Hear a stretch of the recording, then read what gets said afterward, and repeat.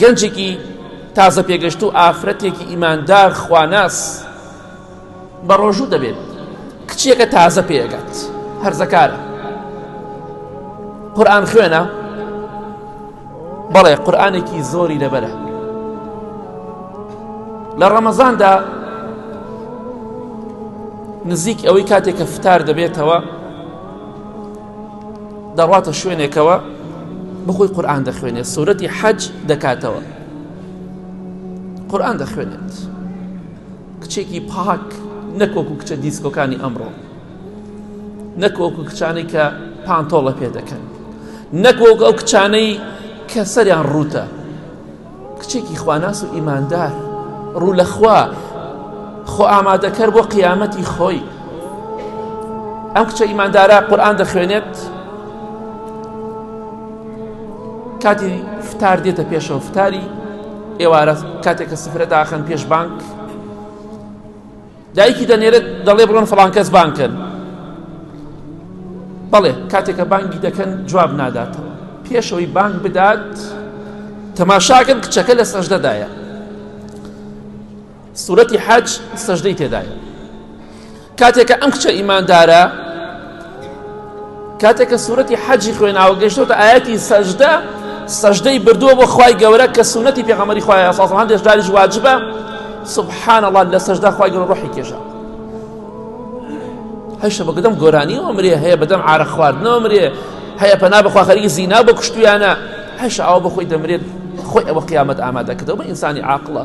چونکە لەگەڵ خوادا ڕاستی کرد، چەندێ بانگی دەکەن کچەکەم کاتی فتارە جواب دەرەوە، کاتی ئاوای لێ دەکەن دەکەوێت لە سەجدا خوای گەورە ڕۆحی پاکی کێشا. دەی خۆت ئامادەکە بۆ مردن، بۆ دوای مردن. کەسێک خوای گەورە خۆشی بوێ، پێغەمبەری خوا فەرمووی صلی الله علیه وسلم، کردەوەیەکی چاکی بۆ ڕێک ئەخا لەسەر ئەو کردەوە چاکت دەیمرێنێ، وەڵڵا ئەوەی لەسەر عیبادەت بمرێ، ئەوەی لە مزگەوتا بمرێ، نەک لە تەعزیەخانە، لە مزگەوت، ئەوەی لە مزگەوتا بمرێ، وەڵڵا ئەوەی لە ناو نوێژا بمرێ، لەسەر چاکە و خێر بمرێ، ئەوە خوای گەورە خۆشی دەبێت. خوای گەورە ئاخر خێری کردووە. واتقوا يوما ترجعون فيه إلى الله. دەی خۆتان بپارێزن لە شەڕ و خراپەی، لە عەزابی ئەو ڕۆژەی کە ئێوە تێیدا دەگەڕێنەوە بەلای خوای پەروەردگار. ئەمجا خوای گەورە دەفەرمێ ثم توفى كل نفس، ئەمجا هەموو کەسێک پاداشتی ئەو چاکانە وەردەگرێت کە کردوێتی. كل نفس کەواتە پاداشتی چاکەکانت وەرەگری، پاداشتی خراپەکانیشت وەردەگری. هەر کەسا ما کەسەبەت، هەر چیت کردووە لە چاکە و لە خراپە پاداشتەکەی وەرەگرتی. لە چەند شوێنی قورئانە باس کراوە ما کەسەبەت ما عەمیلەت، هەر چیت کردووە پاداشتەکەی وەرەگری یا سزاکەی وەرەگری. خوات ناسیوە پاداشتی چاکەکاری وەرەگری، پاداشتی خوای گەورە وەردەگری کە بەهەشتی خوایە. خراپەت کردووە ئەبێ لە دۆزەخە عقوبە بدرێ. بەخوا گەنم بچێنی گوڵ نادووریتەوە، هەر گەنم دەدووریتەوە. دڕک بچێنی گوڵ نادووریتەوە. خراپە بچێنی، خراپە تۆ بکەی چاکەت نادووریتەوە.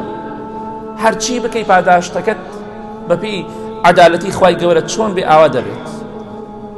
کەواتە خۆت ئامادەکە ئالە و ڕۆژەدا هەموو کەسێک پاداشتی ئەو چاکە و خراپانە وەردەگرێ کە لە دنیادا ئەنجامی داوە. پاداشتی نوێژەکانت وەردەگری، پاداشتی ڕۆژەکانت وەردەگری، پاداشتی عیبادەت و قورئان خوێندنەکانت وەردەگری، پاداشتی هەموو خێر و چاکەیەک وەردەگری، لە بەرامبەرشدا سزا وەرئەگری لەسەر خراپەکاریەکانت ئەگەر بەردەوام بی لەسەری تۆبە نەکەی. بۆیە تۆبە بکەن و بگەڕێنەوە بۆ لای خوا. خواتان لەبیر نەچێ هیچ کات و ساتێک، قیامەتی خۆتان لەبیر نەچێ، چونکە مردن هەموو کەسێک باوەڕی پێیەتی، هەموو کەسێک دەبێ خۆی بۆ ئامادەکە، خۆتی بۆ ئامادەکەی هەر دەمریت، خۆتی بۆ ئامادە نەکەی هەر دەمریت. باش بی هەر دەمریت، خراپ بی هەر دەمریت. ڕێگای خوا بگریت هەر دەمریت، ڕێگای شەیتان بگریت هەر دەمریت. کەواتە خۆت بەدبەخت مەکە. ئالە و ڕۆژەدا هەموو کەسێک پاداشتی ئەو چاکە و خراپانە وەردەگرێت کە لە دنیادا ئەنجامی داوە، بەڵام وەهم لا یوظلمون، هیچ کەسێکیش زوڵمی لێ ناکرێت. خوای گەورە دەفەرمێت یەک چاکەیەک دەبێت لای خوای گەورە، خوای گەورە زوڵمت لێ ناکات.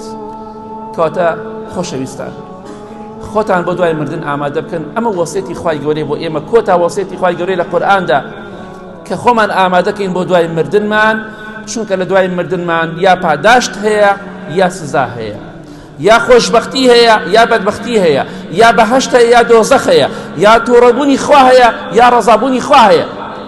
کەواتە خۆت ئامادەکە بە چاکە و بە عیبادەت، ئەو کاتە ئینشاءڵڵا لە دنیا و قیامەت سەربەرز دەبیت.